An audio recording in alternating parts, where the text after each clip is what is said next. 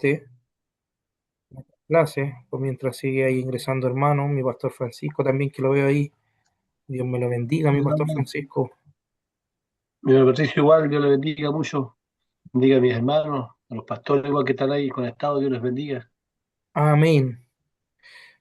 Vamos a empezar las clases el día de hoy y le voy a pedir a mi pastor Patricio, amén, si los puede guiar en una oración para dar inicio a las clases del día de hoy. Amén. Dios me lo bendiga, mi pastor.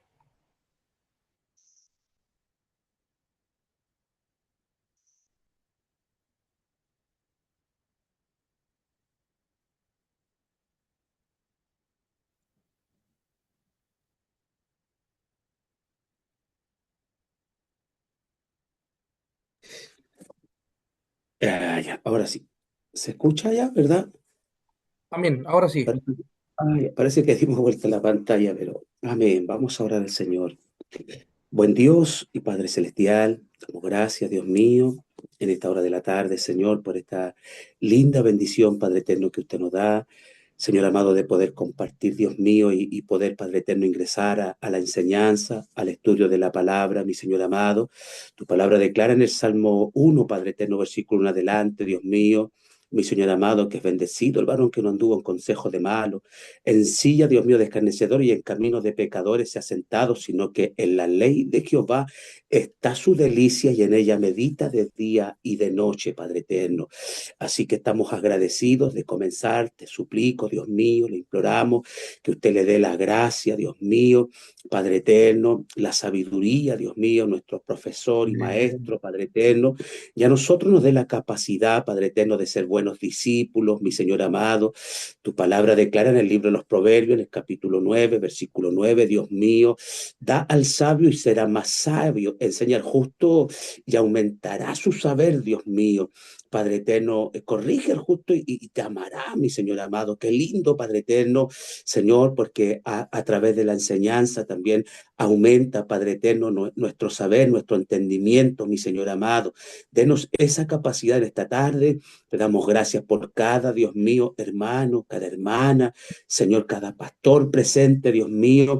Renueva nuestras fuerzas. La mayoría viene de una jornada, Dios mío, de trabajo, de Dios mío, lo que requiere la obra, Dios mío, el tiempo invertido, Señor, pero yo sé, Dios mío, que usted renovará nuestra fuerza y hará, Dios mío, esta clase, Dios mío, Padre eterno, que sea, Dios mío, una clase de mucha bendición para nosotros, Padre mío. Rogamos, suplicamos, Dios mío, tu bendición. Es siempre lindo, Padre eterno, poder congregarnos, aunque sea a través de medios, Dios mío, de Zoom. Tu palabra dice en el Salmo 133 que es bueno y delicioso habitar los hermanos juntos y que esté siempre, Padre eterno, la armonía, la paz de tu Espíritu Santo. Gracias, Dios mío, porque veo hombres, Dios mío, con una capacidad, Dios mío, quizás que no aventajan mucho, pero vemos la humildad, vemos el respeto, Dios mío, ese espíritu de discípulo que nunca, Padre bueno, tiene que perderse en nosotros. Así que muchas, pero muchas gracias por esta tarde y Señor amado, que su Espíritu Santo tome dominio de esta clase, mi Señor, favores que le pedimos en el nombre poderoso del Padre, del Hijo y del Espíritu Santo del Señor. Amén y amén, Señor. Amén, Gloria. amén. Amén. Amén. Aleluya. Gloria a Dios. Dios le bendiga a mi pastor Patricio. Amén. Amén, amén. Así que también damos la bienvenida a nuestro pastor Josué y a la hermana Miluska, que están ingresando por Amén. Bendiciones. a Zoom. Amén. Queridos hermanos, nos vamos a ir inmediatamente porque hoy día vamos a hablar, también vamos a compartir. Las clases han estado súper Bendiciones, dinámicas. hermanito. Amén, mi hermana Miluska, han estado súper dinámicas y vamos a seguir en modo de, voy a decir, de preguntas, ya hermanos, poder compartir, poder aprender, poder tener puntos claros. Sabemos que siempre es lindo conocer la doctrina a fondo y también poder conocerla, voy a decir, bíblicamente. ¿Ya? Y hoy día nos vamos a ir a una carta muy linda, quizá igual que la de Tito, corta, pero a la vez tiene una riqueza literaria, espiritual, hermano amado, y una carta también que Pablo, ¿no es cierto?, da a conocer esa forma bien paternal, que no la se ve en otras cartas. Amén. Así que voy inmediatamente a compartir compartir, si me dan un minutito, un segundito, vamos a compartir la diapositiva, ¿ya? Y nos vamos a ir a la epístola de Filemón. Amén. Si alguien me puede decir ahí si se ve, también veo que está entrando mi pastor Jaime, así que Dios me lo bendiga. También a mi Y mi pastor hermano Patricio, se ve Jaime, bien. mi hermana Paula, muchas gracias. Amén, Dios le bendiga a todos. Amén. Disculpe el atraso, estamos aquí en el culto, pero voy a estar escuchando. Amén. Gloria al Señor. Gloria al Señor, mi pastor. Qué bendición. Ya, nos vamos al panorama bíblico, a la carta de Filemón. Amén. Y a modo siempre de introducción, lo invito igual si tiene una Biblia de estudio, también que usted pueda tener una Biblia ahí a mano de estudio, porque igual le da introducción general, ¿no es cierto?, a cada libro de los 66 libros que están en la Biblia. Amén. Nos vamos a ir a modo de introducción general. ¿Hay alguien que tiene el micrófono prendido por ahí? Ya. Emán, no sé quién es Emán. Me parece con el nombre Emán. Si me puede decir quién es Emán. Lo ideal siempre colocar los nombres, querido hermano. Amén. A lo mejor se está conectando de otro teléfono, pero veo a alguien que está con el nombre Emán. Si puede cambiar su nombre o decir quién es. Amén. Dios me lo bendiga. Ya.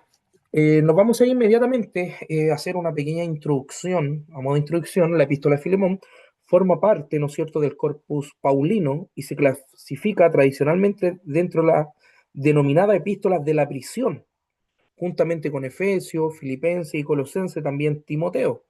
En el canon, del Nuevo Testamento se distingue por ser la carta más breve atribuida al apóstol Pablo, pero a su vez una de las más densas en contenido, para que usted también ahí lo anote, teológico y aplicación práctica. A diferencia de otra epístola, hermano, con carácter eclesiástico o doctrinal, Filemón siempre posee una naturaleza eminente, personal. ¿Ya? Sin embargo, esta se caracteriza por no limitar su valor teológico. Por el contrario, ¿no es cierto?, permite observar la aplicación concreta del Evangelio llevándola a una vida práctica.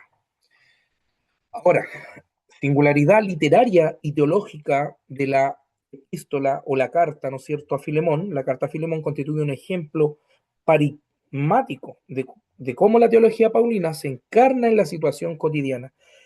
Y cuando hablamos, hermanos, de la situación cotidiana, vemos que es fundamento de la vida cristiana. En ella también no se desarrolla, ¿no es cierto?, tratado de doctrina extenso o doctrinas cardinales, pero sí evidencias principios fundamentales del pensamiento del apóstol Pablo. Y aquí vamos a detenerlo un poquitito y vamos a compartir y vamos a empezar inmediatamente con las preguntas. Aquí en esta carta, de una perspectiva teológica, ¿no es cierto?, se ve completamente la centralidad de la gracia. ¿Alguien ha escuchado hablar de eso? De la doctrina, la centralidad de la gracia. Bueno, más que es una doctrina, es cómo se presenta, ¿no es cierto?, este plan salvífico a través de Jesucristo. Y cuando hablamos, ¿no es cierto?, nosotros de la centralidad de la gracia, para que usted la anote ahí, ¿ya?, que es el favor inmerecido y soberano mediante el cual, ¿no es cierto?, Jesucristo salva, transforma y capacita al creyente. Esos son los tres principios elementales, ¿no es cierto?, de la centralidad de la gracia. Anótelo ahí. Es el favor inmerecido y soberano mediante el cual Él salva, transforma y capacita al creyente, siendo así el motor de la vida cristiana y no una recompensa por méritos humanos. Por eso nosotros decimos que la gracia es un regalo no merecido. Cristo es el centro de esta gracia que abarca perdón total, justificación y santificación, centrando toda la gloria en Dios. ¿Ya? Entonces, como pregunta, para que usted también pueda anotar esta, la centralidad de la gracia, es un favor, ¿no es cierto?, inmerecido. Y yo voy a empezar ahora con las preguntas. Si alguien quiera responder, ¿qué entiende usted por un favor inmerecido?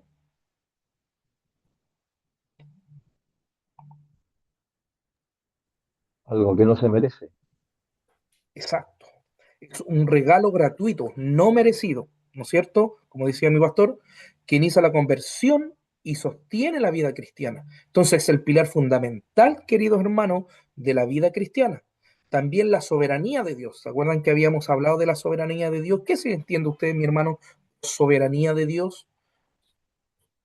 Alguien que me pueda responder, mi hermano Cristóbal, que está ahí. ¿Qué entiende usted por soberanía de Dios?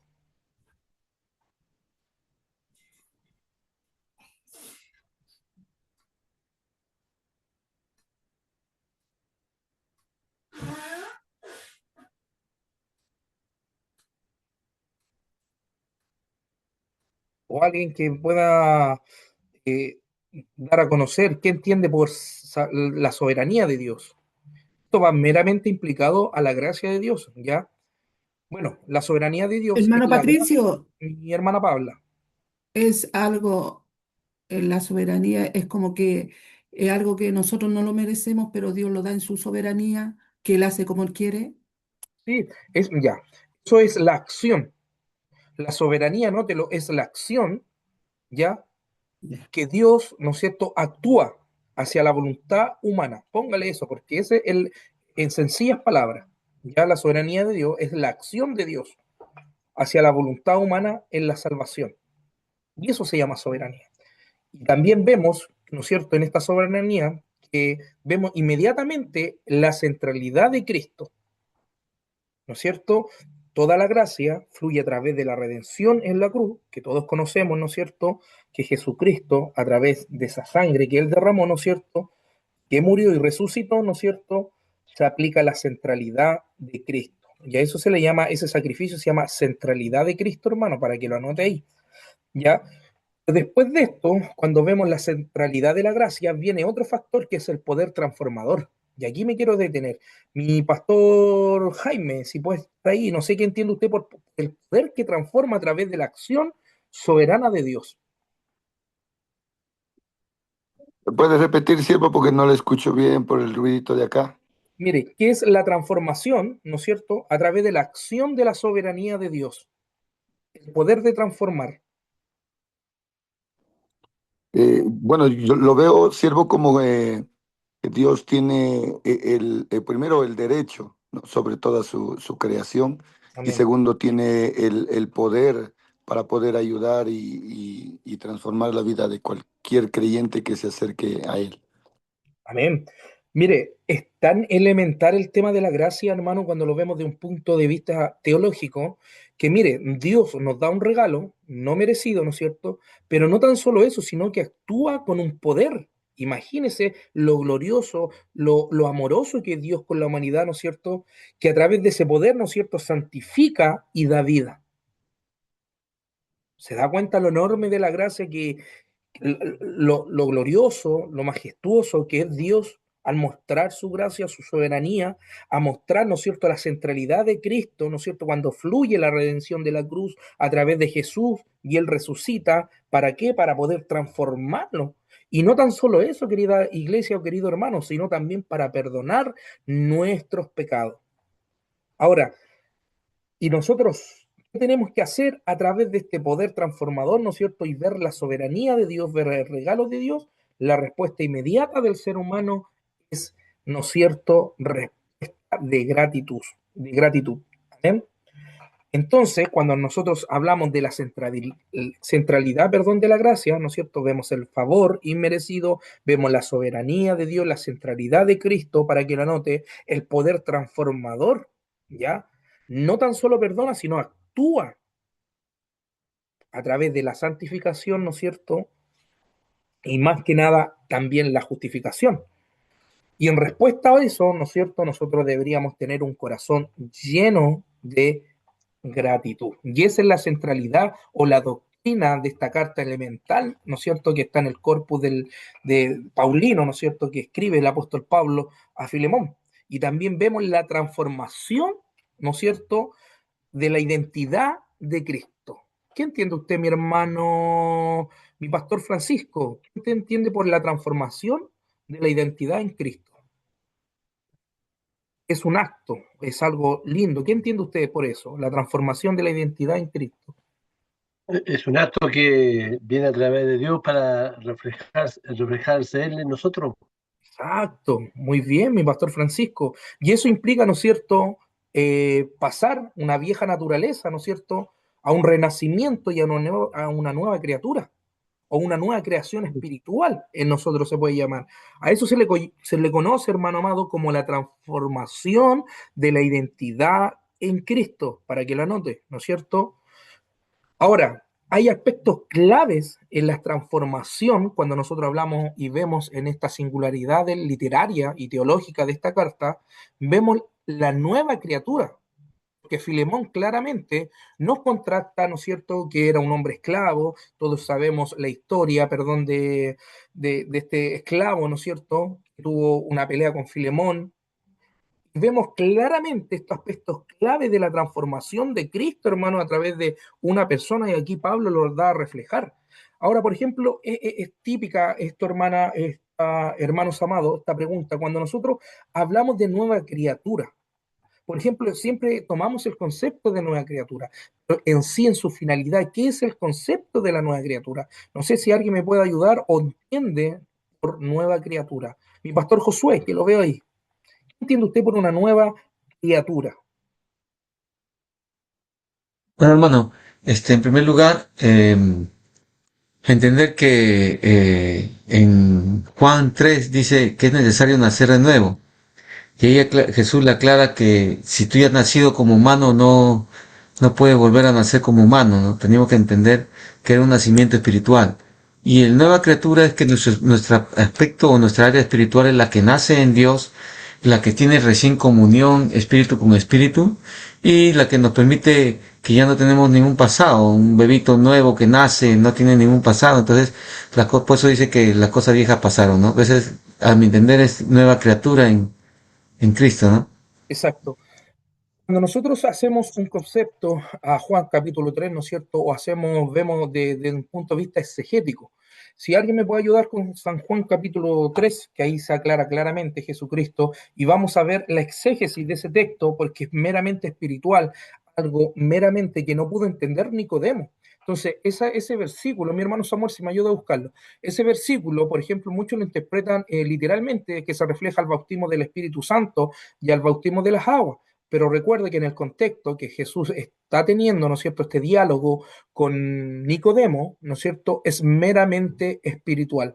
Y no hay otro, se puede decir, contexto exegético a ese capítulo, a ese pasaje. Mi hermano Samuel, si puede ver, leamos el diálogo que tuvo, ¿no es cierto?, Jesús con Nicodemo. Y aquí vemos la transformación y cómo Cristo, ¿no es cierto?, habla de una nueva criatura. Amén. Lo leo todo, está Sí, todo leamos. Sí, no lo lea tanto, lea solamente el diálogo, cuando le dice es necesario nacer del espíritu y del agua. oye. Bueno, del versículo 3 dice, respondió Jesús y le dijo, de cierto te digo que el que no naciere de nuevo no puede ver el reino de Dios. Nicodemo dijo, ¿cómo puede un hombre nacer siendo viejo? ¿Puede acaso entrar por segunda vez en el vientre de su madre y nacer? Respondió Jesús, de cierto te digo que el que no naciere de agua y del espíritu no puede entrar en el reino de Dios. Lo que es nacido de la carne, carne es, y lo que es nacido del espíritu, espíritu es. No te maravilles de que te dije, os es necesario nacer de nuevo. El viento sopla de donde quiere y oyes su sonido, mas no sabe de dónde viene ni a dónde va. Así es todo aquel que es nacido del espíritu. Amén. Dice Entonces vemos ahí, claramente, mi hermano Samuel, muy bien, muchas gracias por la lectura, porque es la lectura elemental que vamos a tomar, ¿no es cierto?, para ver esta doctrina del nuevo nacimiento, ¿ya? Y aquí Jesús explica, que usted lo anote también, hermano, una conversión radical que es necesaria, ¿ya? Y aquí claramente habla del espíritu y del agua. ¿Se acuerda que hace poquito hablamos del tema del espíritu, que no se refiere al bautismo de las aguas ni tampoco al bautismo del Espíritu Santo, sino que Jesús aclara, ¿no es cierto?, de una forma, ¿no es cierto?, de un nacimiento espiritual, del agua y el espíritu, contratando, ¿no es cierto?, o minimizando el nacimiento físico, que el nacimiento físico es algo, ¿no es cierto?, del estado original del hombre, de Dios, ¿no es cierto?, en su creación, pero aquí está hablando de un estado espiritual meramente. Entonces, a eso se le conoce, ¿no es cierto?, la nueva criatura. Es un cambio, anote ahí, la nueva criatura es el cambio que es profundo, no solo de comportamiento, sino de una naturaleza donde la antigua vida queda atrás.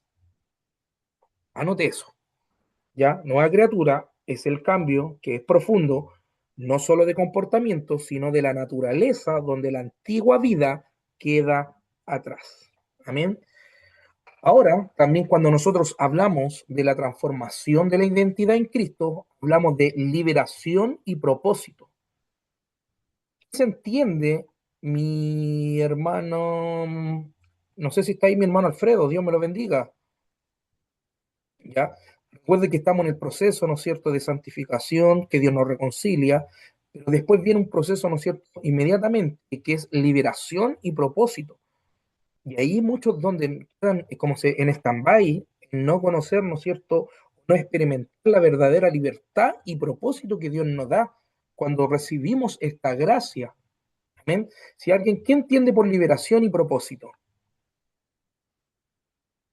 Mi pastor Máximo, ¿qué puede entender usted por liberación y propósito cuando hablamos, ¿no es cierto?, en la singularidad de la gracia?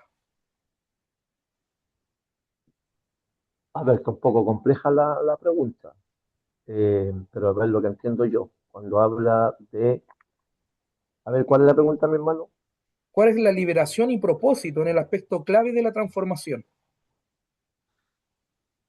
A ver, lo que yo entiendo así rápidamente, cuando hablamos de liberación y propósito, entiendo yo que el hombre antiguo es liberado de su condición de pecador Amén. y obviamente en esa condición que se Pastor Máximo, se le alcanza fue por el la señal. arrepentimiento, Ahora entra el sí, propósito. se le va como la Sí, bueno, señal, mi disculpe, pastor. sí hay problemas con el internet, hermano, le quería avisarle antes, pero ya Ah, sería. ya, ya. Pero lo ¿Me escuchamos. escucha? Sí, ahora sí, lo escuchamos, mi pastor. Ahí decía que cuando habla de liberación se refiere a la liberación del pecado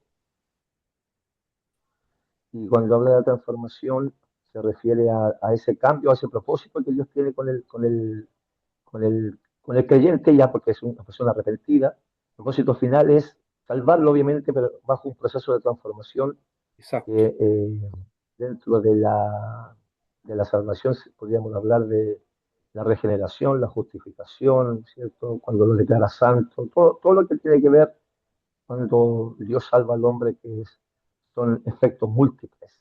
Pero Amén. el gran propósito al final es salvarlo. Obviamente hay una transformación primero para que alcance una identidad cristiana. Amén, muy bien. Entonces, esa es la transformación de la identidad cristiana, como lo exponía mi pastor Máximo. Y cuando nosotros, ¿no es cierto?, como él dice, se elimina la culpa pasada. Recuerde que estamos hablando en el aspecto de la doctrina de la transformación de la identidad en Cristo. Entonces, número uno es la nueva criatura, para que lo anote ahí. Número dos, liberación y propósito. Y a esto, ¿no es cierto?, se le conoce cuando se elimina la culpa pasada o el pecado, como decía nuestro pastor Máximo, y se recibe una nueva misión o visión en la vida, fundamentada en buenas obras que vienen preparadas, ¿no es cierto?, por Dios. Entonces, esa es la liberación y el propósito.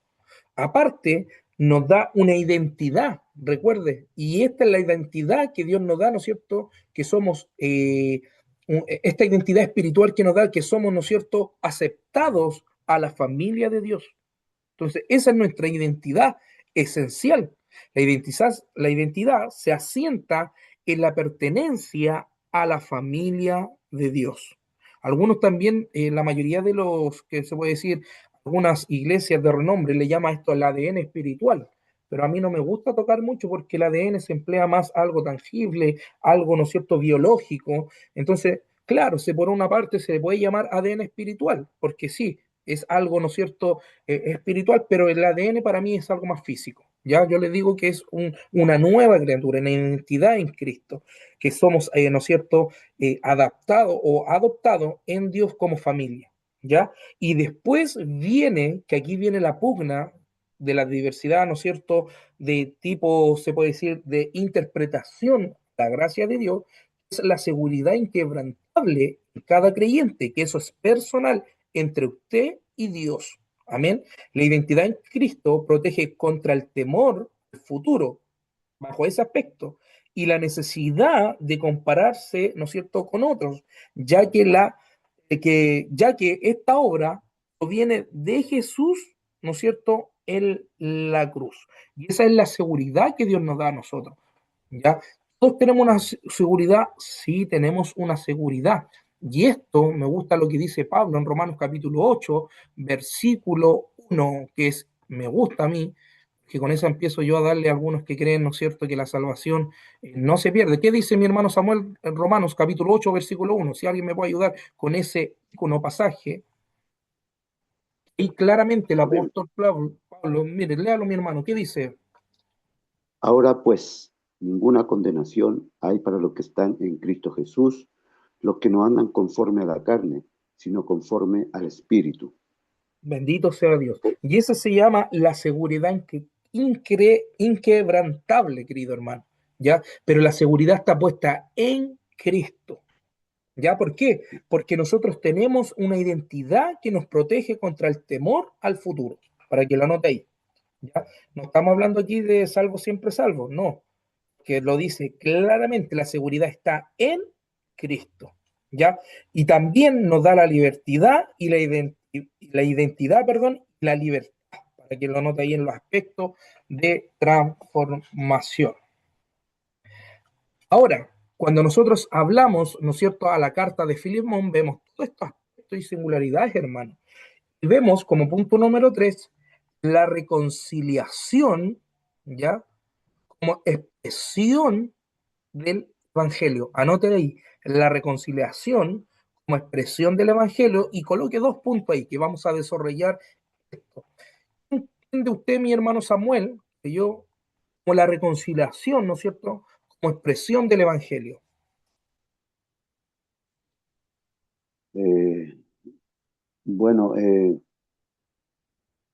a ver, la reconciliación como expresión del Evangelio. Bueno, el Evangelio en sí sabemos que es la buena nueva, es Amén. el mensaje que Dios nos entregó y por medio de ese mensaje que trajo Jesucristo, nosotros fuimos reconciliados en Él para con Dios. O sea, nosotros estábamos enemistados de Dios y por medio de la fe en creer en el Evangelio, Dios nos ha concedido la reconciliación en Cristo. Exacto. ¿No es cierto? Muy bien, mi hermano Samuel. Mire, quizás suena, las preguntas quizás suenan muy, difícil de contestar, pero tiene una finalidad tan básica, hermano, que Jesucristo, ¿no es cierto?, lo emplea de esa forma el Evangelio, y vemos claramente que es representado, ¿no es cierto?, a través de la restauración de la comunión entre Dios y la humanidad, y que Dios entrega, ¿no es cierto?, es la acción divina directamente de Dios que transforma al ser humano a través del Evangelio o la palabra, perdón. Ahora, hay aspectos clave en esta reconciliación, que son 4, y ahí anote, aspectos claves de la reconciliación.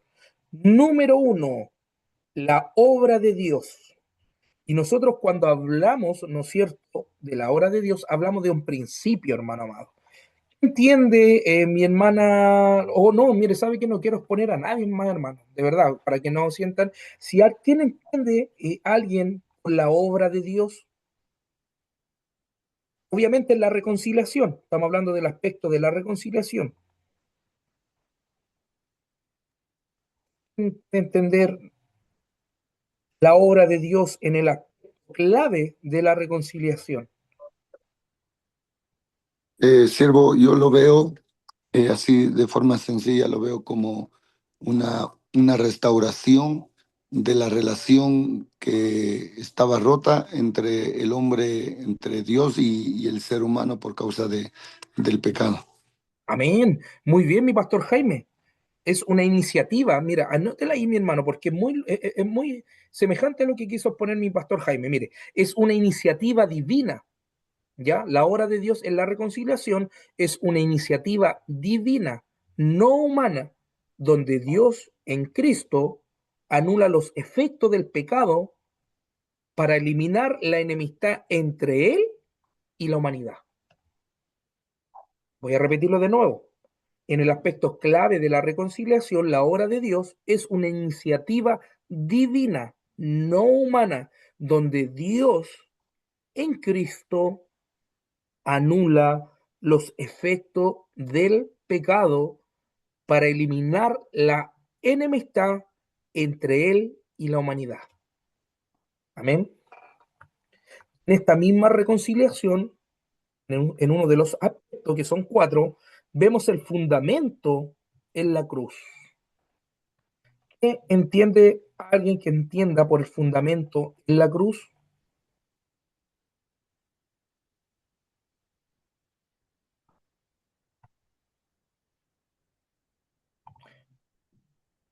¿Alguien que entiende el fundamento de la cruz? Recuerde que hay un fundamento en la cruz. Pero nosotros no adorábamos a la cruz, sino que hubo un fundamento, hubo un inicio. Cuando hablamos del fundamento, es que tuvo que ser de esa forma. Entonces, ¿qué entendemos por fundamento en la cruz? Si alguien tiene alguna claridad o pueda entender qué es el fundamento en la cruz, Hermano, mi pastor. disculpe mi hermanita. Se refiere o se referirá a la obra expiatoria de Cristo al pagar el precio. Exacto. En la teología eso se llama fundamento de la cruz. ¿Ya? Cuando nosotros vemos el aspecto clave de la reconciliación, vemos un fundamento sobre el cual pasó, ¿no es cierto?, sacrificio expiatorio, de Jesucristo, que anótelo ahí, es la muerte y resurrección de Jesús, que son el medio por el cual se logra la justicia y se derriba la pared de la separación. ¿Ya? El fundamento en la cruz es la muerte y resurrección de Jesús, que son los medios por el cual se logra la justicia y se derriba la pared de la separación. Y obviamente, después que vemos el fundamento de la cruz, vemos claramente otro aspecto, que es el ministerio para el creyente. Cuando nosotros hablamos de Efesios capítulo 4, ¿no es cierto?, del 11, 12 y 13, vemos claramente que habla claramente de los ministerios. Y bueno, y hay un dilema acá también que, algunos lo predican de una forma y otros de otra postura. Por ejemplo, si los ministerios son para todos. Y esto es una pregunta, yo creo que todos, algunos la enseñan. Los cristianos, los ministerios que vemos en Efesios, capítulo 4, ¿no es cierto? Bueno, yo me gusta empezar del capítulo 11 al 13, vemos claramente que Dios, ¿no es cierto?, nos da, en Jesucristo, nos da ministerio. Ahora, la pregunta ¿es para todos los ministerios? ¿Quién me puede responder esa pregunta?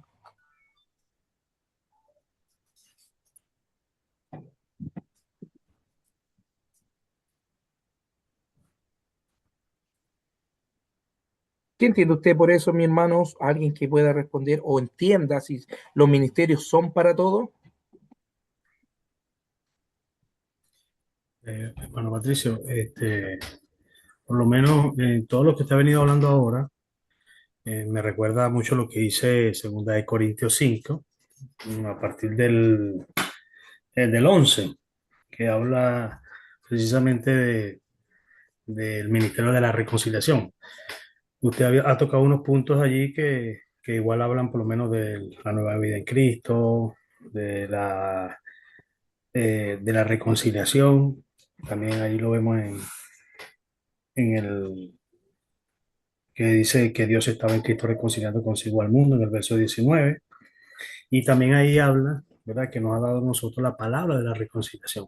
Entonces, todo lo que usted viene hablando está muy, muy, muy expresado, por decirlo así, o definido en ese capítulo 5. Y cuando nosotros venimos a Cristo, bueno, todo eso que usted ha hablado de antemano, viene la liberación, la reconciliación con el Señor, y se nos da a nosotros también, de cierto modo, el poder pregonar, el poder anunciar, el poder hablar de esa buena nueva que hemos recibido. Muy bien, mi hermano Cristóbal.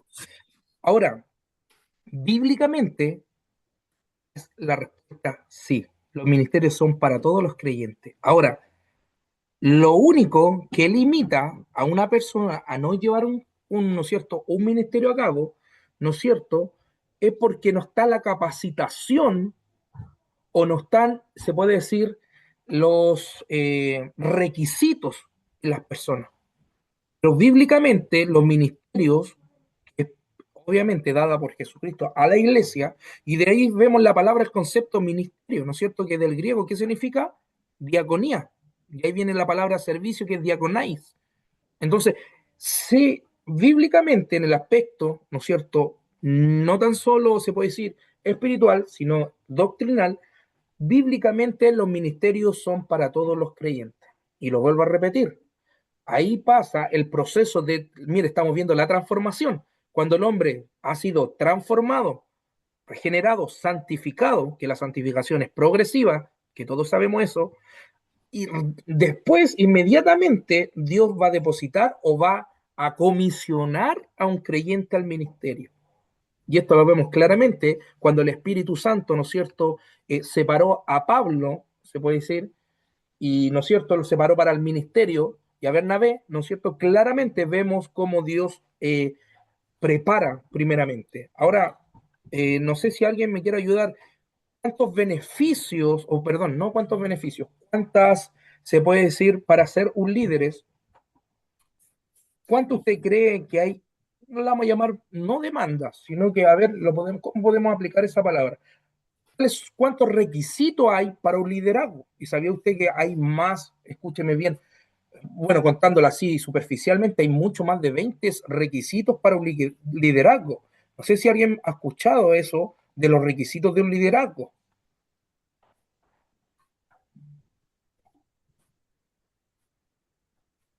Mi pastor Máximo, usted que le fascina a Timoteo, ese día en clase nos comentó. Tito, vemos claramente ahí, ¿no es cierto?, los requisitos. Mi pastor, usted tiene más o menos una claridad cuántos Yo requisitos. creo que, mi hermano Patricio, yo creo que, bueno, Mi, la palabra, disculpe, creo que nosotros, bueno, como dice la Escritura, ¿verdad? Hemos recibido eso, pero eso no nos capacita a nosotros como para ejercer un ministerio. Aunque ciertamente Efesios habla, ¿verdad?, que el Señor constituyó los ministerios, pero es importante uno de los requisitos que el creyente o el que anhele obispado no sea un nuevo creyente. Debe haber un proceso de preparación.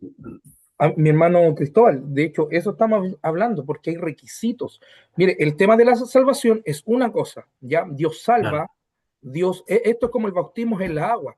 No es salvífico, pero es un mandato de Dios. Lo mismo pasa en el tema del liderazgo. Cuando hay un liderazgo, Dios llama, transforma, ¿no es cierto? Vemos los aspectos de la reconciliación, la santificación, pero después hay un proceso. Y ahora, como le estaba haciendo la pregunta a mi pastor Máximo, ¿no es cierto? ¿Cuántos requisitos? Porque son requisitos para el llamado del liderazgo. Y esto no es por hombre, sino es por la Sagrada Escritura y por Dios. Bueno, cuando se habla del ministerio pastoral, eh, Pablo escribe a Timoteo, y ahí en 1 Timoteo capítulo 3 habla de 16 requisitos, especialmente requisitos de carácter, aunque hay requisitos que tienen que ver con gobierno, que tiene que ver con testimonio, pero gran parte de los 16 requisitos que se le pide al líder, al pastor en este caso, para ejercer el ministerio, ahí Timoteo habla de 16 requisitos. Amén. Entonces, la Biblia no habla de requisitos, ¿no es cierto? Pero y ahí yo me quiero, ahora usted se me adelantó, mi hermano Cristóbal, pero ahí yo quiero ver en el ministerio, ¿no es cierto?, que no es bíblico, que el ministerio de la reconciliación, como usted quería verlo, mi hermano Cristóbal, que estamos hablando del liderazgo. No sé si me entendió al principio cuando yo dije del liderazgo. Ahora, cuando nosotros, ¿no es cierto?, hablamos meramente de la reconciliación del ministerio en sí, ¿no es cierto?, inmediatamente cuando nosotros somos llamados a vivir, ¿no es cierto?, y a proclamar el perdón, inmediatamente reflejamos el carácter de Dios a través del ministerio de la reconciliación. Y a eso se le llama la obra de evangelización, el evangelismo. Entonces, tenemos que entender que hay una transformación, una reconciliación, ¿no es cierto?, que es dada en los aspectos de reconciliación, ¿no es cierto?, la obra de Dios, fundamento en la cruz, y los ministerios para el creyente, ¿ya? Ahora, obviamente, como usted lo dice, mi hermano Cristóbal, el ministerio de la reconciliación pasa a todo, pero después vienen los requisitos para el liderazgo, que son dos cosas muy distintas. Amén. Ahora, como aspecto número 4, vemos la restauración integral. ¿Quién ha escuchado alguna vez ese concepto de la restauración integral? Bueno, es la implicación, ¿no es cierto? O implica una transformación personal y comunitaria, ¿ya? Eso significa solamente la restauración integral, implicación a una transformación personal y comunitaria. Y vemos claramente en esta carta, en la singularidad literaria y teológica, vemos estos 3 puntos, hermanos, que son muy esenciales poder saberla, ¿ya? Ahora, el propósito, para estar pasando un poquito más adelante, para que usted lo pueda notar, queridos hermanos, vemos el propósito de la epístola, ¿ya? Inmediatamente, la carta es interceder a favor de Onésimo ante su amo Filemón. No obstante, este objetivo puntual se inserta en una intención más amplia, demostrar que el Evangelio tiene implicaciones concretas en relaciones interpersonales. Pablo no impone su autoridad apostólica, y después vamos a ver qué es la autoridad apostólica, hermano, ¿ya? De una manera coercitiva, sino que apela, y aquí vemos el corazón paternal de Pablo, ¿no es cierto? Apela al amor cristiano como un principio, ¿no es cierto?, de la vida cristiana. Y este enfoque revela una ética relacional que trasciende la legalidad y que es fundamentada en la gracia de Dios. ¿Ya? Y aquí vamos a hablar un poquito del contexto histórico, social y cultural, ¿no es cierto?, de la epístola a Filemón. El marco histórico del siglo I, la epístola a Filemón se sitúa en el contexto del Imperio Romano durante el siglo I después de Cristo, un imperio caracterizado por estabilidad política relativa bajo el sistema imperial, pero también por profundas, ¿no es cierto?, desigualdades sociales.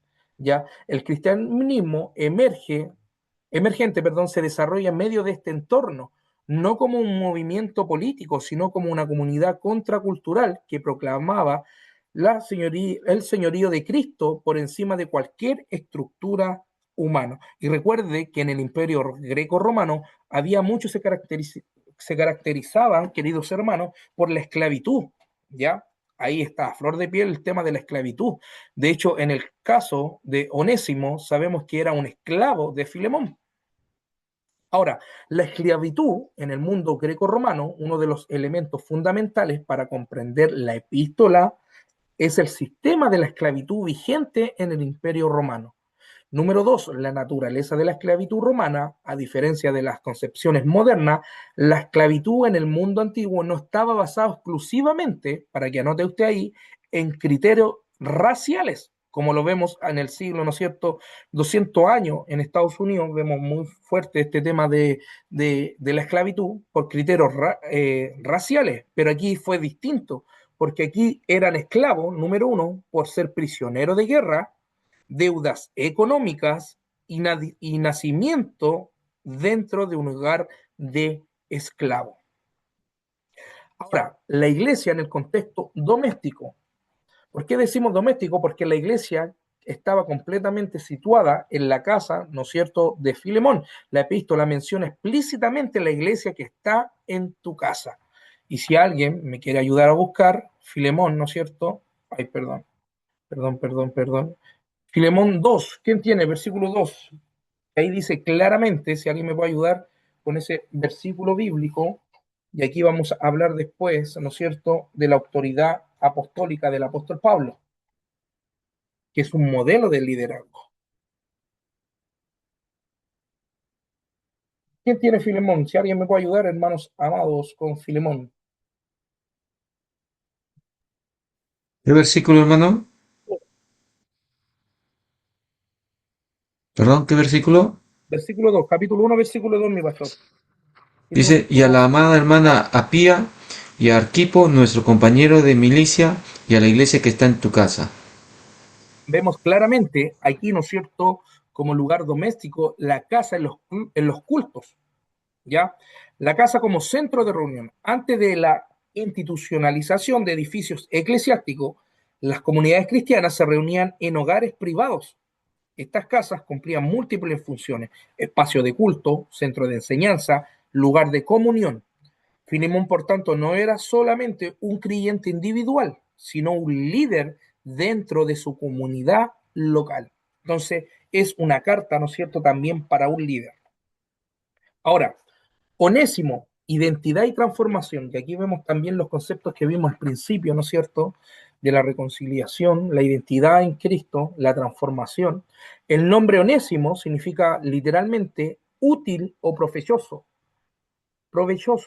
la cual adquiere un sentido teológico en el desarrollo de la carta de Filemón. Y esto lo vemos en el versículo 11. ¿Y cuáles son las condiciones previas? Onésimo es presentado implícitamente como un esclavo fugitivo, para que lo note ahí, que ha tenido algún tipo de conflicto con su amo. Su huida lo coloca en una situación de vulnerabilidad legal y social.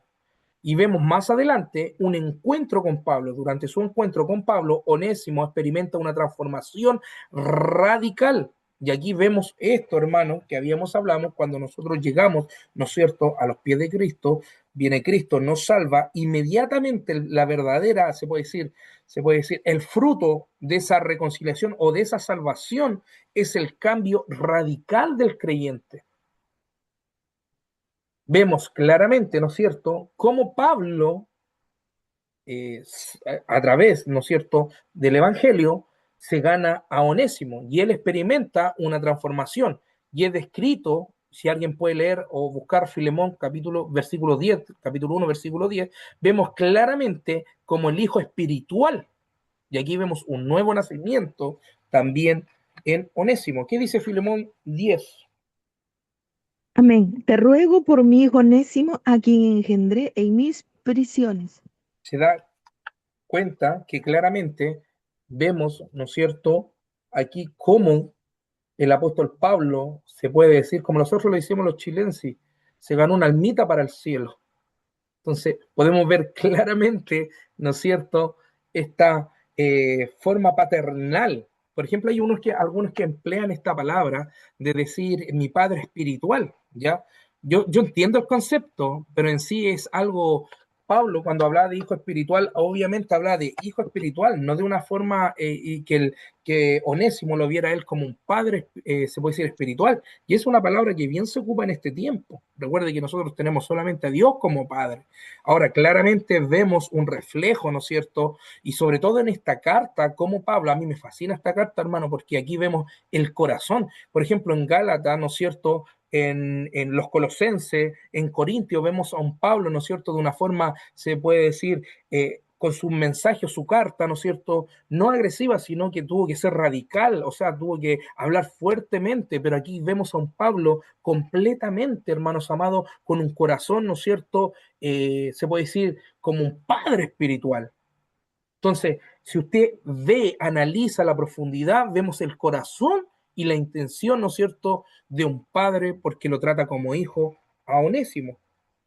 También, ¿no es cierto?, se convierte no tan solo un hijo espiritual, para Pablo se convierte en colaborador útil, y a esto se le llama, y a esto queremos llegar al significado del nombre de Onésimo, que significa útil, y también es reintegrado no como esclavo, sino como hermano. Y aquí hay un doble cumplimiento. ¿Sabía usted que hay un doble cumplimiento en este tema de la esclavitud? Porque Onésimo no tan solo era esclavo del pecado, sino también era un esclavo, literalmente esclavo. Entonces, aquí vemos dos rupturas. Se va a Filemón, pero ya no como un esclavo, sino como un hijo o como un hermano en la fe. Inmediatamente, Onésimo, la libertad que le da Dios, no tan solo una libertad, ¿no es cierto?, en el espíritu, que es una nueva criatura, vemos a Onésimo ahora, libertad, se puede decir física, porque la potestad estaba sobre Filemón. Ahora, Pablo, y aquí lo vemos como autoridad apostólica, ¿no es cierto?, como el mediador en el conflicto, ¿ya? Y el rol de Pablo en la epístola es clave para comprender su dimensión pastoral. Amén. Y aquí vamos a detenerlo un poquitito porque hay ciertas cositas que están mal empleadas cuando nosotros hablamos de autoridad apostólica, ¿ya? Porque algunos dicen, no, yo tengo la autoridad apostólica. No, no existe una autoridad apostólica. La autoridad apostólica fueron solamente de los apóstoles, que ellos podían, ¿no es cierto?, ciertas cosas, emplear quizá algún juicio, porque ahora sabemos que nosotros está bien mal ocupada esta palabra, yo decreto, yo declaro, yo te decreto, yo te profetizo, yo te voy a enviar, incluso algunos lo envían hasta Marte, hermano. Entonces, quiero ver aquí la autoridad apostólica. Mi pastor Josué, que lo veo en pantalla, ¿qué entiende en el aspecto clave la autoridad apostólica? Amén. Bueno, creo que es una autoridad delegada por el Señor Jesucristo para edificar la iglesia, pero no para dominarla o controlarla, ¿no? Son aquellos que tienen la capacidad o tuvieron la capacidad de poder levantar las bases de las doctrinas fundamentales que hoy lo tenemos como cristianos. Muy bien, mi No, yo pastor. pienso eso, mi hermano. Amén. Está súper bien. Que cuando nosotros hablamos de una autoridad apostólica, hablamos de un fundamento bíblico. Y a esto se le conoce como los apóstoles, que fueron comisionados ¿por quién? Por Jesús. Ahora también hay otros aspectos claros en la autoridad apostólica. ¿Sabe cuál es? Y es lo esencial, es el modelo del liderazgo. Anótelo ahí. Los aspectos clave de una autoridad apostólica, número uno, es el fundamento bíblico, para que lo anote. Número dos, es el modelo del liderazgo. ¿Ya? Y el apóstol Pablo, por ejemplo, ejercía, ¿no es cierto?, una autoridad paterna sobre las comunidades que fundaba, guiándola como un modelo de relación entre padre y hijo. Y aquí lo vemos claramente en esta epístola. También en el aspecto, cuando nosotros hablamos de autoridad apostólica, vemos la validación de doctrinas, que esto es muy importante, ¿ya? Esta autoridad permite que a través de los apóstoles, guiados por el Espíritu Santo, ¿no es cierto?, al discernir, establecer y defender las verdades de las doctrinas, ¿no es cierto?, que protegían ellos a la iglesia de falsas enseñanzas. Entonces, en el aspecto clave de la autoridad apostólica, vemos claramente la validación de doctrinas que eran a través del Espíritu Santo. También vemos, en los aspectos claros de una autoridad apostólica, vemos servicios y poder. Para que lo anote ahí. Cuando hablamos de servicio versus poder, ¿no es cierto? Vemos la autoridad apostólica, no era para la explotación, sino para el servicio, que anote ahí, la edificación del cuerpo de Cristo, reflejando el amor y la gracia con señales y prodigios. ¿Ya? También, en aspectos clave de la autoridad apostólica, vemos la defensa y autenticidad. Anote ahí, en el aspecto clave de la autoridad apostólica, vemos defensa y autenticidad. ¿Ya? La autoridad de Pablo fue probada contra detractores que cuestionaban su llamado, demostrando que su legitimidad venía de una revelación directa de Jesús. Y más de una revelación, Pablo tuvo una experiencia viva con Jesús camino a Damasco.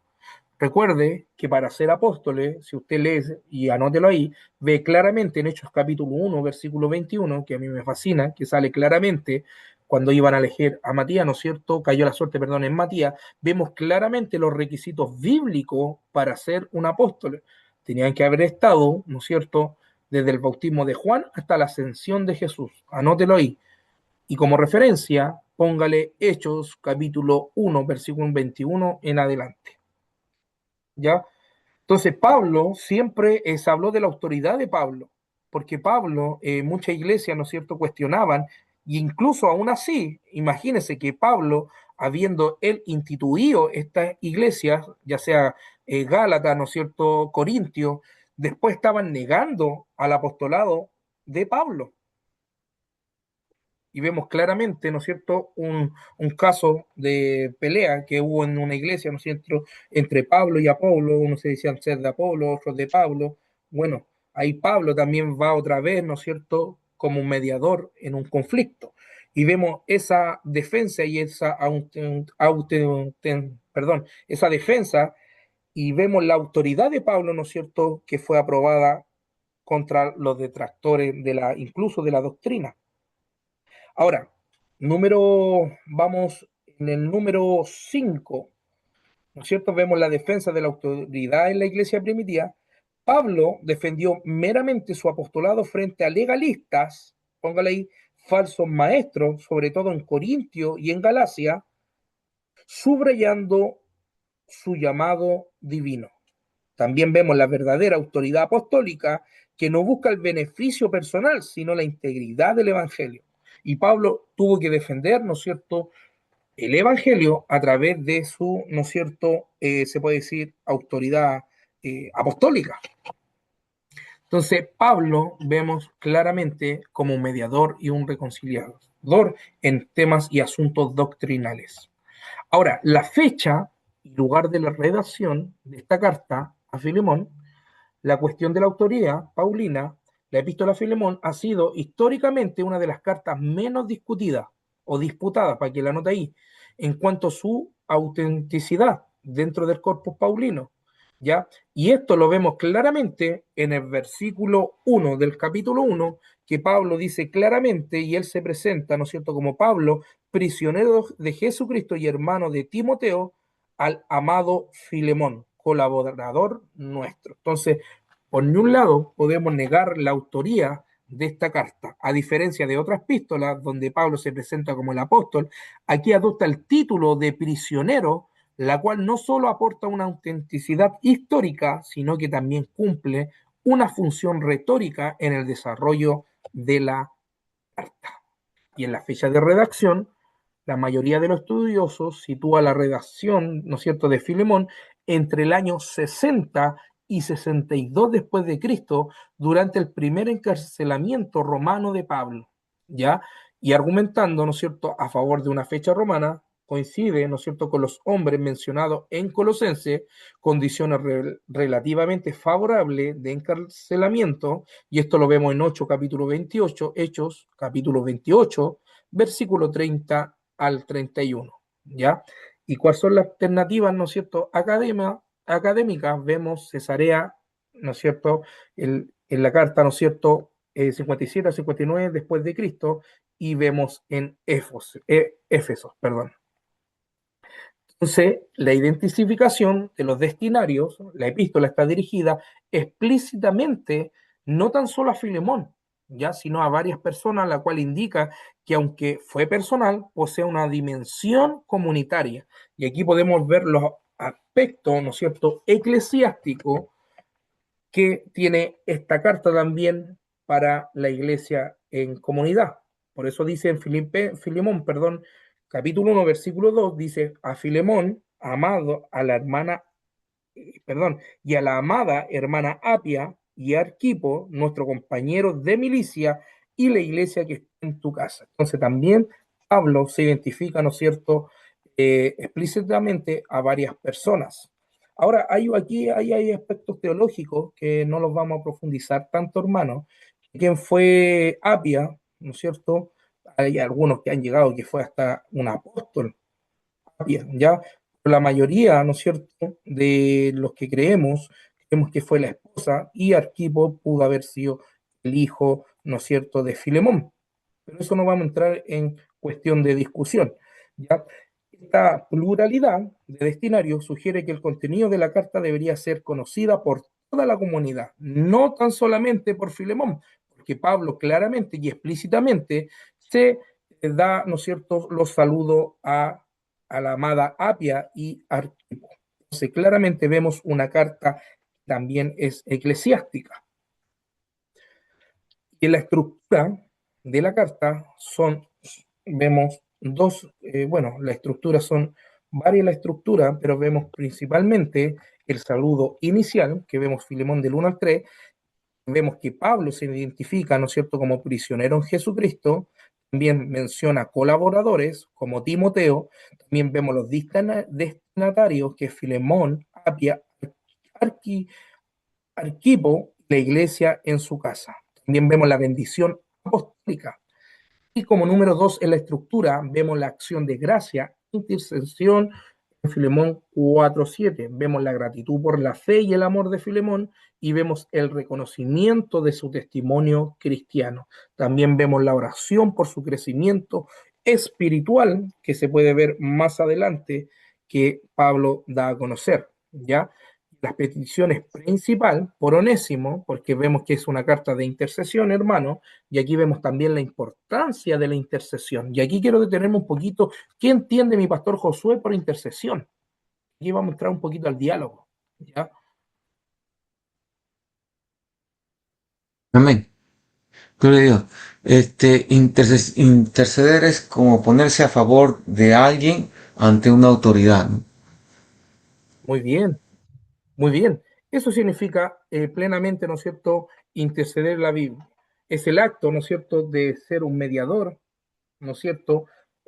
No tan solo entre una persona u otra, sino también entre Dios, ¿ya? Por eso Pablo dice en muchas de sus oraciones, permiso, deme un segundito, que Pablo tenía que interceder no tan solo a través de la oración, ¿no es cierto? Y aquí vemos una intercesión claramente por una disputa, ¿no es cierto?, personal entre dos personas. Entonces, como decía mi pastor, ¿no es cierto?, interceder en la Biblia es el acto de orar o mediar ante Dios en favor de otra persona, para que usted lo tenga bien claro, ¿ya? Y eso es un fundamento bíblico, hermano, ¿ya? El tema de la reconciliación, porque imagínense, si Dios se reconcilió, lo reconcilió a nosotros que estábamos perdidos, estábamos, ¿no es cierto?, muertos en nuestros delitos y pecados.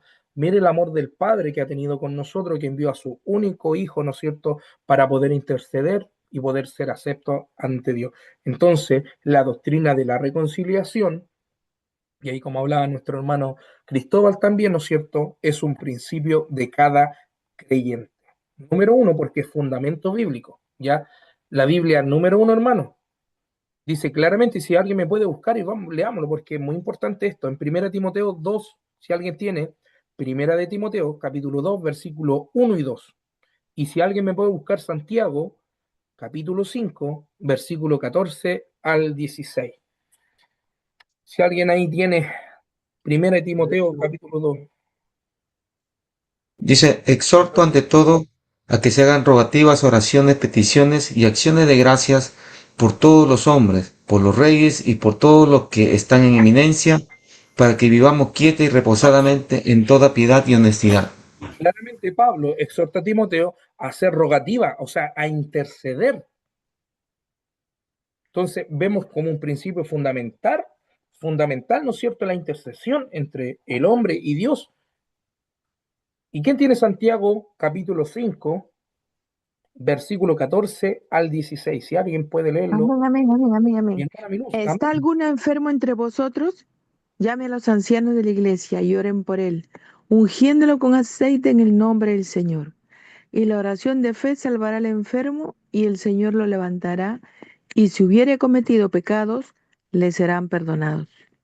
Entonces, vemos claramente, queridos hermanos, que la intercesión, ahí vemos un caso, ¿no es cierto?, meramente de la situación de un creyente quizás que está enfermo y vemos cómo, ¿no es cierto?, uno ora o intercede para que Dios pueda obrar en esa persona. Ahora, la centralidad del tema, hermano, de la intercesión lo vemos nosotros en Cristo y eso tenemos que tenerlo nosotros presente, que ahí se ve claramente la intercesión. ¿Y quién tiene Hebreos 7:25? Si alguien me puede ayudar con Hebreos 7:25. Hay los hermanos que son buenos para la Biblia, si me pueden ayudar con Hebreos 7:25 y Romanos 8:34. 7:25, Hebreos 7:25. Dice, por lo cual puede también salvar perpetuamente a los que por él se acercan a Dios, viviendo siempre para interceder por ellos. Bendito sea Dios. ¿Se da cuenta que Jesucristo, usted cree que Jesucristo, a ver, una pregunta básica, ¿usted cree que Jesucristo sigue intercediendo por nosotros en el cielo? Amén. Amén. ¿Sabía usted que si hubiéramos estado en la ley, no habría ni un intermediario? Mi hermano Cristóbal, que lo veo ahí que quiere. Ah, no, que tengo acá el versículo. Ah, ya. Romanos. 8:34, hermano. Sí, amén. Amén, léalo. ¿Quién es el que condenará?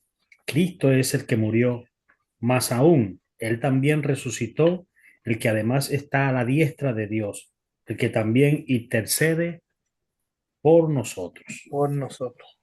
Constantemente Cristo está intercediendo, hermano, en el cielo por nosotros. Padre, dale una oportunidad, Alfredo. Pero vea ahí, hermano Alfredo, Dios me lo bendiga, hermano amado. Amén. Que viene. Me alegro, hermano, porque viene Hermano, llegando Dios le del bendiga, trabajo. Dios le guarde. Amén. Viene llegando el trabajo. Él me comentó que iba a llegar un Sí, poquito tarde. pero Amén. aquí estamos, hermano. Amén. Eso es lo importante. Me alegro, hermano. Se goza mi corazón. Gracias, Así que hermano. entonces vemos claramente que Cristo, hermano, intercede. Ahora es un peso al conocer, ¿no es cierto?, lo que Cristo hizo en la cruz, viendo, ¿no es cierto?, el fundamento de la cruz, ¿no es cierto?, que como Cristo fue y entregó su vida, ¿cuánto más nosotros tenemos que interceder por nuestros seres queridos, hermano, hacer oraciones? Y si usted ve el aspecto de esta carta en el ámbito espiritual, exegético, hermano, es meramente intercesión. Porque Pablo estaba escribiendo una carta, hermano, de una forma tan espiritual y tan profunda, hermano, que vemos el corazón paternal de Pablo como intercede por Onésimo.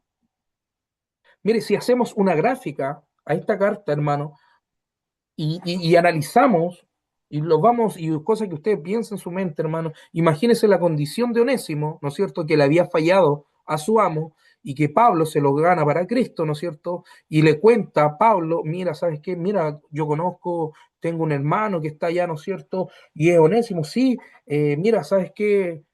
Filemón, yo lo conozco, le dijo Onésimo a Pablo. O sea, yo estoy alucinando un poco, hermano, no es que y viene y le dice, mira, ¿sabes qué? Yo tengo un problema con Onésimo, perdón, con Filemón. Yo soy su esclavo y yo voy a salir en libertad. No tengo a dónde ir. Y Pablo apela a esta intercesión, hermano. Y lo lindo de que hace Pablo, hermano, se va directamente, ¿no es cierto?, como mediador ante Filemón. Y le dice, mira, Filemón, quizás te falló Onésimo, quizás, mira, te jugó mal, pero mira, ahora es una nueva criatura. Ahora ya no es el mismo y yo lo envío a ti, recíbelo. Y si hay algo que él te debe, pónelo a mi cuenta, yo voy a pagar eso. Pero no lo deseché. Y vemos claramente el corazón del apóstol Pablo, hermano amado, intercediendo por un hermano en la fe. Y esto es una gran enseñanza para nosotros, hermano. Porque muchas veces, ¿cuántos hermanos caen de la gracia de Dios y lo primero que hace alguno es lapidarlo, colocarle el pie encima? Cuando nosotros mismos somos llamados a interceder por aquel que ha caído. Pero nosotros vemos siempre la alternativa más fácil, hacer leña del árbol, ¿no es cierto?, caído. Entonces, el principio de la intercesión, hermano, lo vemos en toda la escritura, en especial en Cristo, hermano. Si imagínense, hermano, y esto no es una parodia, perdón, ni tampoco, hermano, esto es una fábula, sino que es una realidad, viendo la condición humana, Dios, hermano amado, viendo la condición humana que no tenía, ¿no es cierto?, salvación, que no podían cumplir los mandamientos, que no podían cumplir la ley. Yo me imagino en el cielo, Dios, ¿qué voy a hacer con una humanidad, con la humanidad? Imagínense, Jesucristo inmediatamente intercede, Padre, yo iré al mundo y yo voy a dar la vida por ellos. Porque hechura de nuestras manos es, imagínese el amor de Dios que mandó a lo perfecto que fue su Hijo. Jesucristo, hermano amado, estando en la eternidad, no tenía para qué haber venido a morir. Él ya estaba en la gloria, estaba gozando de su reinado, pero él dijo, heme aquí, Señor, envíame a mí. Y aquí vemos claramente la doctrina, hermano amado, la intercesión, cómo Dios envió a Jesús a morir por nuestros pecados. Y yo esta es la pregunta que siempre yo hago. Y yo hago meditar a través de esta pregunta, hermano. Nosotros somos padres de familia y es cosa que usted se haga esta pregunta. ¿Usted daría a alguno de sus hijos, sus hijas, mi pastor Josué, mi pastor Patricio, mi pastor Máximo, por un violador, un delincuente, un alcohólico, por un drogadicto? Nadie lo haría. Pero mire el amor, ¿cuál ha tenido el Padre ¿no es cierto?, con la humanidad, porque de tal manera amó Dios al mundo que dio a quién, a su único hijo. Entonces es más fácil muchas veces nosotros pasar por encima. ¿Y a dónde está la reconciliación muchas veces? ¿A dónde está la intercesión? Imagínese Pablo en un momento en las cartas, a pesar de que fue duro, hermano. Yo veo a un Pablo, hermano, luchando con las falsas doctrinas, las falsas enseñanzas, pero veo a un Pablo, y aquí vemos a un Pablo completamente, de una forma tan hermosa, hermano, que vemos un Pablo completamente, uno se hace el análisis radical, pero vemos en el contexto que se da esta carta, ¿no es cierto?, este contexto histórico, hermano, cómo Pablo intercede por un hermano. Entonces, de verdad, hermano, los aspectos fundamentales de la intercesión son muy, pero muy, se puede decir, bíblica y está en toda la Biblia. De hecho, si hacemos un análisis, hermano, vemos los ejemplos bíblicos, vemos a Moisés, un Moisés intercediendo por el perdón de Israel. O sea, mira, le dijo Dios, ¿sabes qué? Ya me tiene aburrido esta nación y de ti haré una nación. Moisés rompió las tablas. Moisés vio el becerro de oro. Moisés estaba hastiado, estaba enojado con el pueblo, pero aún así, hermano, cuando Dios le dice, ¿sabes qué, Moisés? De ti haré una nación, él intercedió, perdónalo, Señor. También vemos a un Abraham por Sodoma, pero Señor, si hubieran 10 justos, y todos conocemos ese contexto histórico de la palabra, ya si hubieran 5, Señor, y ahí viene el Señor y le dice, mira, si hubiera por amor a uno, yo no lo haría, pero aún así, por esa intercesión que tuvo Abraham, pudo salvar a su sobrino Lot. O sea, la Biblia, en todo, desde Génesis a Apocalipsis, vemos la intercesión. Y como siempre yo he dicho, ¿no es cierto?, incluso el Espíritu Santo, y yo esto quiero que lo leamos, hermanos, si alguien tiene Romanos 8:26 y versículo 27. Que mire el que intercede aquí en la tierra por nosotros.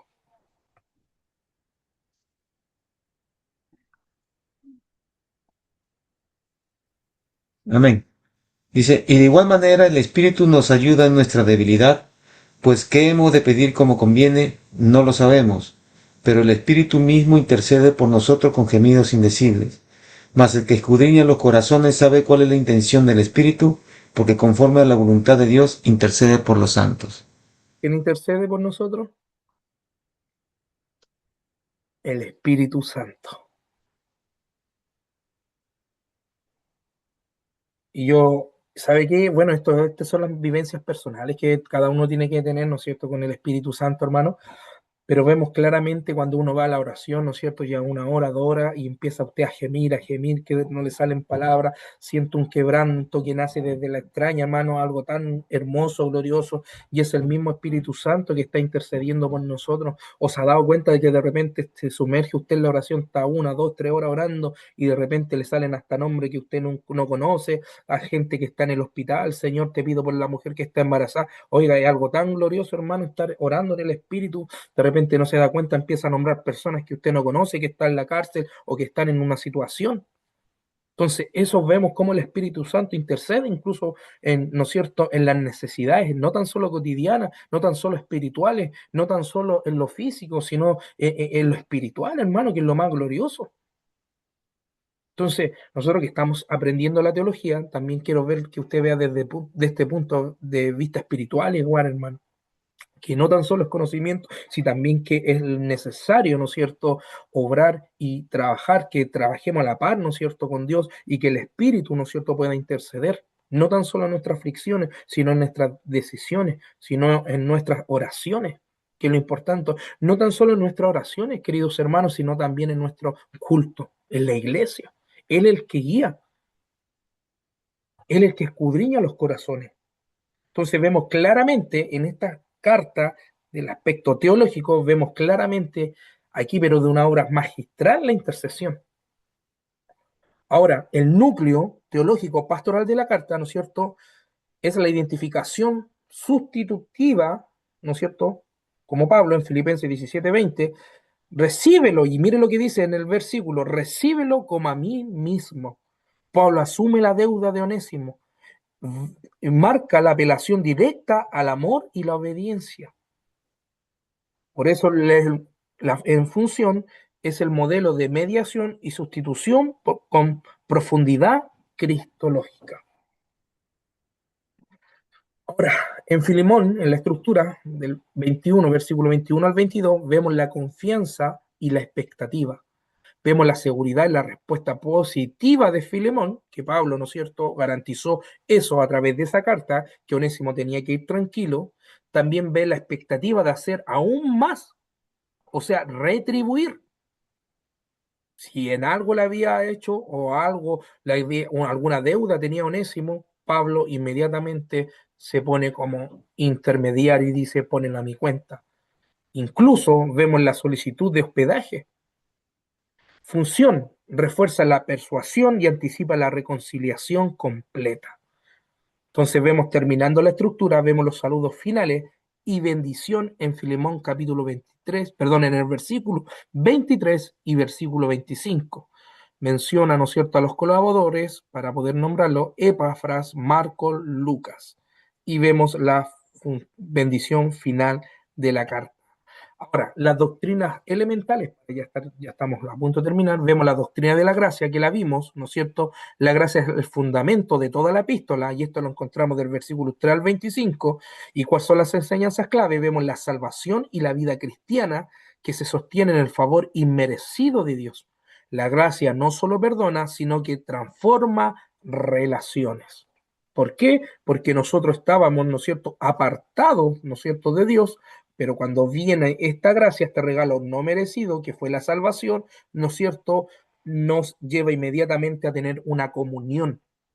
Por eso lo que es importante, hermano, la comunión íntima con Dios. También vemos la doctrina de la reconciliación, que ya la vimos, que el propósito central de la carta es la restauración entre Filemón y Onésimo, para que lo anote ahí. También vemos la enseñanza clave, el Evangelio busca restaurar relaciones quebrantadas. Bueno, este es un tema muy acá, no quiero indagar mucho en este tema, porque de verdad que al ver una situación de repente, cómo está ahora los ministerios, hermano, ¿sabe qué, hermano? Una de las cosas que yo he aprendido en este poco caminar, bueno, por misericordia voy para los 18 años caminando, hermano. Y siempre he comprendido que la restauración en el hombre es tan necesaria, hermano, porque nosotros somos llamados a ministrar a aquellas almas que están quebrantadas, hermano. Pero ¿sabía usted, y esto quiero que, si usted quiere la nota o lo toma, ¿sabía usted que en la guerra, en la milicia, un compañero de batalla, cuando cae en la hilera, ¿no es cierto?, o está al frente de la guerra, y este soldado cae herido, inmediatamente nace esto de que fluye en el ejército y en todo hombre?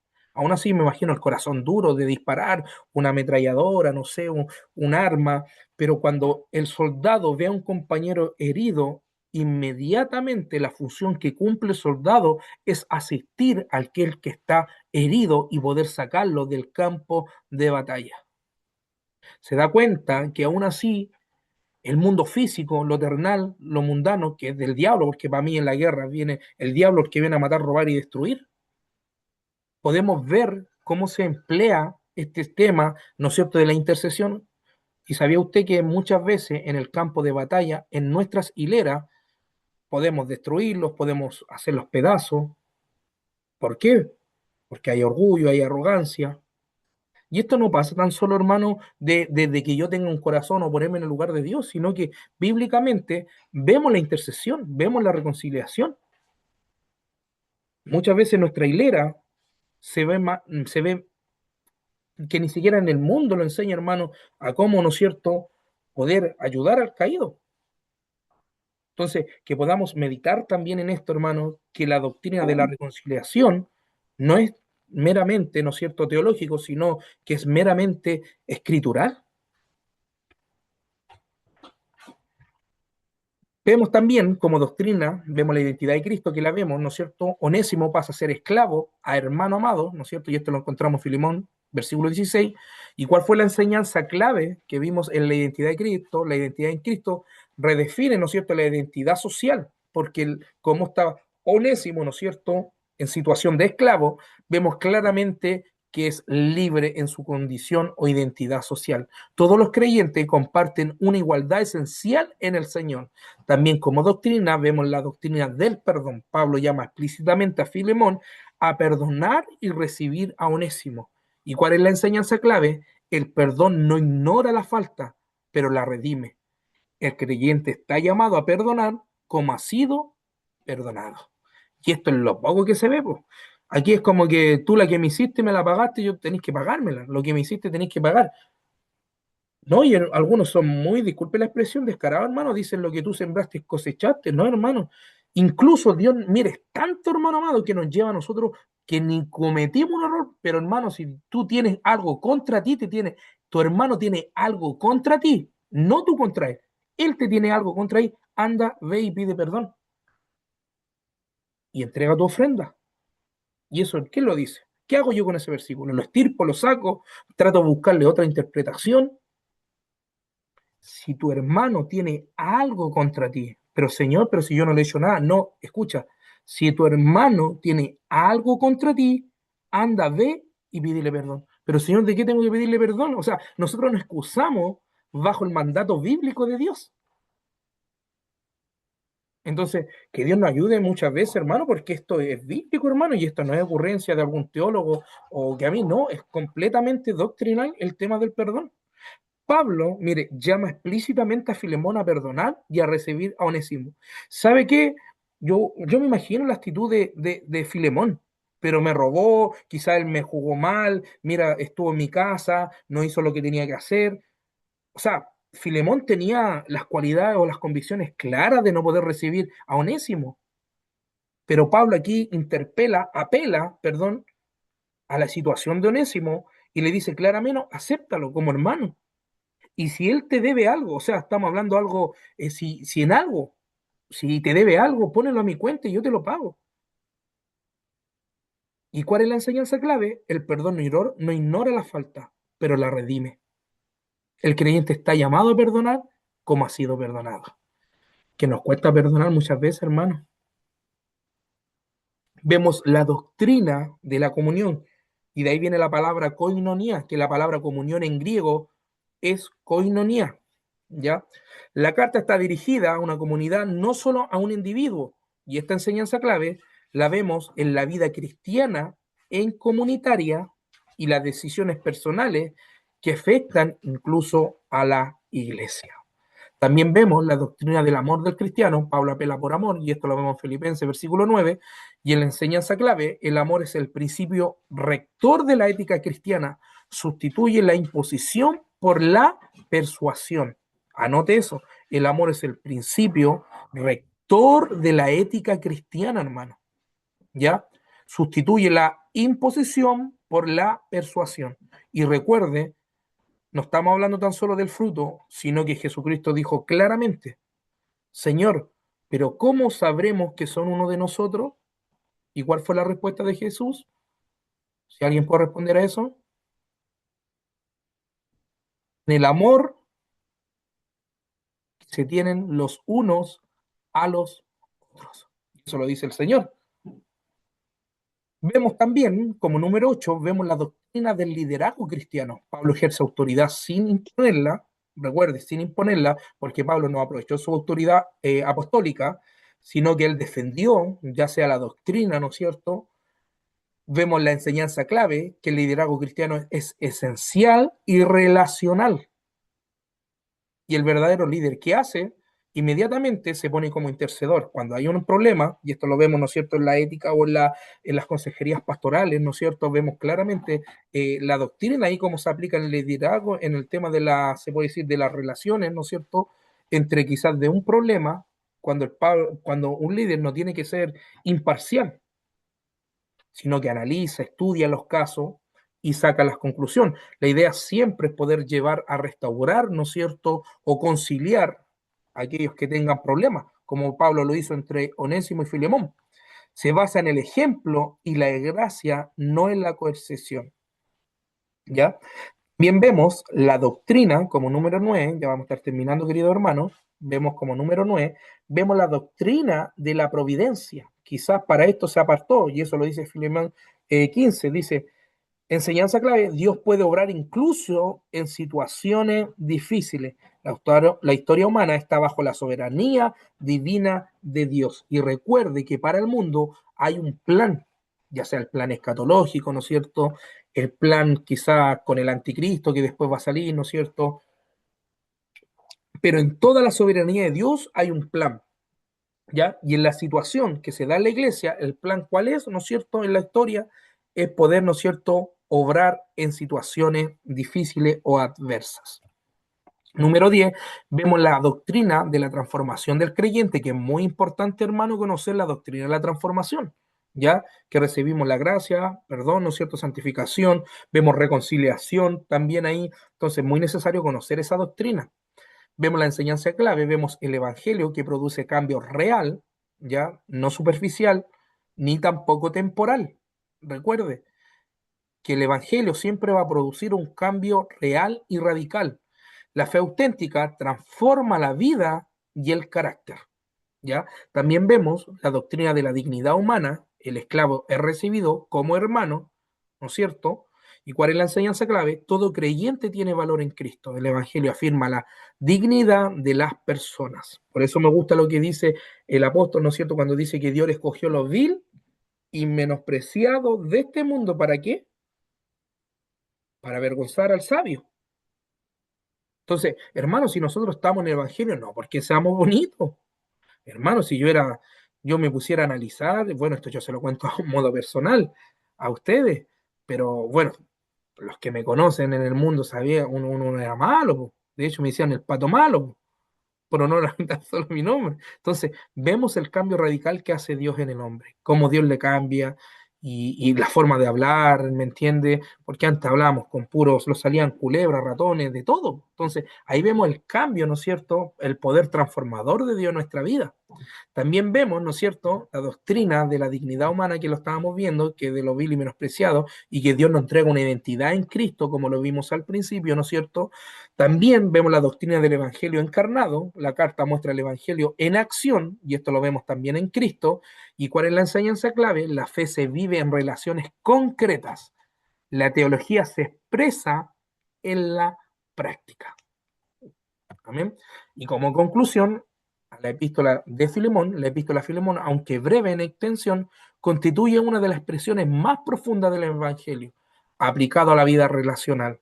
A lo largo de la carta, el apóstol Pablo no desarrolla un trato doctrinal sistemático, sino que presenta una teología encarnada, donde los principios fundamentales del cristianismo se manifiestan en una situación concreta de conflicto y reconciliación. Y eso anótelo también como propósito elemental de la carta. ¿Ya? Y el eje central de la epístola es la restauración, póngala ahí. El eje central de la epístola es la restauración de la relación entre Filemón y Onésimo. Sin embargo, este propósito inmediato revela una realidad teológica más amplia. El Evangelio tiene poder de transformación o transformar identidades, redefine relaciones y supera estructuras sociales. Recuerde que vemos en el caso que Filemón era un hombre que quizás podía tener, era de un estatus social económico bueno, pero vemos la otra contraparte en Onésimo, que era un esclavo. Entonces vemos que aquí supera la estructura social que antes determinaban el valor de las personas y que los da, y para terminar, que en Cristo tenemos una nueva identidad. Amén. Damos término a la carta de Filemón. Ya vamos a entrar, hermanos, ya a la otra clase el lunes, a la carta, una de las cartas que son más, una de las más largas y el más bonita, hermano, como vemos el sacerdocio de Cristo. Para mí es la epístola de Hebreo, hermano, que no grafica un Cristo superior, ¿no es cierto?, a todas las cosas, que en él está la plenitud, todo, hermano. Amén. Bueno, ese sería, queridos hermanos, la clase del día de hoy, que hayan tomado apuntes, va a guiar el video. Amén. Son las 9:34. Dios bendiga a todos los pastores, a todos los hermanos. ¿Alguna pregunta, mi pastor? ¿Alguna acotar algo a esta carta? ¿Cómo ustedes pueden ver esta carta? Hermano, ¿puedo decir algo? Sí, por supuesto. El obispo, perdón, acá dice, mm, el versículo de 8 al 14 dice probablemente que Filemón lo perdonó, lo recibió como hermano en Cristo y posiblemente lo liberó o lo envió a servir con Pablo. Dice, Pablo no forzó a Filemón, le dio la oportunidad de amar como Cristo, ¿no? La mayoría de los historiadores y teólogos creen que Filemón sí, sí lo liberó. Hay varias razones para creer esto. Amén, Si Filemón hubiera castigado a Onésimo, o lo hubiera mantenido como esclavo, es muy poco probable que la carta se hubiera conservado copiada y distribuida por la iglesia primitiva. Iglesia. amén, El hecho de que está en la Biblia sugiere que tuvo un final feliz y ejemplar. El obispo Onésimo, existen registros históricos mencionados por Ignacio de Antioquía, unos 50 años después, de un hombre Onésimo que era obispo en Éfeso, de Éfeso. Muchos estudiosos coinciden que se trata del mismo joven que huyó y fue transformado y luego liberado para servir plenamente en la obra de Cristo, dice. amén, Onésimo no solo fue libre, sino que pasó de ser esclavo fugitivo a un líder respetable de la iglesia. Otro punto importante, Onésimo era un nombre típico de esclavos en el mundo grecorromano. Los ciudadanos romanos de clase alta le ponían nombres que indicaban su linaje como Julio, Claudio, Fabio. Sin embargo, a los esclavos se les solía poner nombres que describieran una característica deseable para su dueño. Onésimo significa útil o provechoso. amén. Era como ponerlo a alguien un apodo que dijera, ¿no? Este es el que me sirve, por ejemplo. Sí, Este me rinde beneficio, ejemplo, ¿no? ¿Por qué conservó el nombre si llegó a ser un líder? ¿Por qué este Onésimo conservó el nombre y llegó a ser líder? Si Onésimo llegó a ser un obispo o un líder importante, decidió mantener su nombre de esclavo en lugar de cambiarlo por un nombre noble o romano para ocultar su pasado. Conservó conservó el nombre que recordaba su origen humilde. Esto servía de testimonio de que no importaba si había sido su propiedad, ¿no? De propiedad de Filemón. Su valor no dependía de su estatus legal, sino de su servicio. De su servicio. Eso es todo. Amén. amén. Gracias por su aporte, mi hermana Miluska. Obviamente, si Amén. Filemón fue libre, obviamente por algo está en la escritura, ¿ya? Todos sabemos que el apóstol Pablo, el peso que tenía en su autoridad apostólica y con esta carta que afianzaba, ¿no es cierto?, la decisión que Pablo quería, no es tan solo que él quería, sino que tenía que ser así. Tenía que, por eso yo dije de un principio el estatus social aquí se rompe, porque vemos a Filemón, ¿no es cierto?, en un estatus social, quizás póngale clase media, y vemos a un Onésimo en un estado de esclavitud. Nos vemos claramente cómo el apóstol Pablo presenta, ¿no es cierto?, y apela hacia a esa libertad. Y obviamente, si esta carta fue redactada en la autoridad de Pablo, obviamente va a ser así. Entonces, como usted lo expone, la mayoría de la iglesia primitiva y de historiadores también apelan a eso. También Onésimo fue un obispo. Sí, muy bien, hermana, gracias, muchas gracias por su aporte. ¿Alguien más que quiera aportar, enriquecer este estudio? Ahí está la libertad, hermano, si quieren opinar también.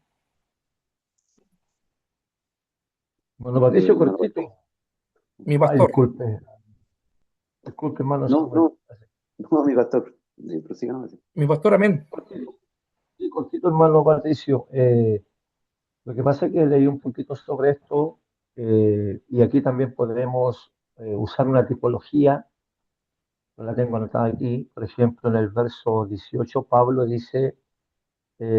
dice a Filemón, ponlo a mi cuenta, Mm, y en el verso 16 habla de Onésimo que era un esclavo.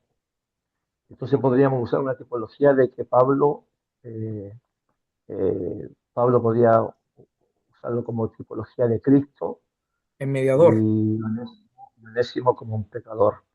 O Mm, sea, podríamos sacar también desde esa perspectiva una enseñanza tipológica. Eso, mi hermano. amén, mi pastor. Bien, es una prefiguración encarnada quizá en una situación, ¿no es cierto?, de Filemón y Onésimo, como le dice mi pastor Máximo. Sí, amén. Es como una prefiguración en Cristo. Pablo, ¿no es cierto? Cristo, Onésimo, Filemón en la situación de Dios y obviamente Onésimo en nuestra situación de pecado. Amén. No, muy bien, mi pastor Máximo. Y eso, hermano, es una carta, mire, imagínese, tiene 25 versículos, se da cuenta la doctrina, lo que nos enseña, el peso de estas cartas, que algunos la ven así superficiales, pues tan bonita, aprendemos tantas cosas, hermano, en hacerle una exégesis, hacerle un contexto cultural, como nos ayudó nuestra hermana Miluska, que podamos también sacarle provecho a esta situación, mis hermanos, mis queridos pastores. Amén, a vivir así en una reconciliación, también vivir en un estado, ¿no es cierto?, de poder ser intercedores. Pero también está mal ocupada, no sé si, no es por nada, pero también está mal ocupada esa palabra de ser intercedor. Algunos se meten más que espiritual ya a un mundo místico con este tema de la intercesión. Por ejemplo, se ve sobre todo en el tema de algunas iglesias, hermanos, que son hiperliberales. Para ellos todo es intercesión, todo es oculto. Entonces, tenemos que tener la capacidad de discernir, ya porque esto es solamente meramente discernimiento, a ver la situación, ya sea de un hermano, ya sea la condición de la iglesia, para poder interceder. Amén. Porque algunos, me ha tocado vivir, mis pastores, no sé si ustedes han vivido esta experiencia, nos llegan las personas que se creen bien espirituales, hermano, y empiezan a reprender demonios en la vida de una persona, cuando esa persona quizás llega a veces cansada a la iglesia y dice, este viene lleno de demonios. Entonces, no, hermano, tenemos que tener pedirle al Señor esa intercesión para poder, perdón, se puede decir, ese poder de poder discernir, esa es la palabra, discernir, ¿no es cierto?, cada situación. Y aquí Pablo no tan solo discernió, sino que vio la situación que estaba viviendo Onésimo. Amén. Dios me los bendiga. Vamos a dejar de grabar inmediatamente, pero antes de dejar de grabar, vamos a orar. ¿Le parece mi hermana, mi hermano Ángel? Lo veo que está por ahí. Si puede encender su micrófono, hermano Ángel, nos pueda guiar en una oración para dar término a estas clases. Mi hermano, lo invito a leer la epístola de Hebreo, ya porque en Hebreo hay mucha doctrina, ya, y la otra clase se viene bien profunda, ya. Ahí vamos a ver cristología, pero hay cristología muy elevada, ya, mi hermano Ángel, Dios me lo bendiga.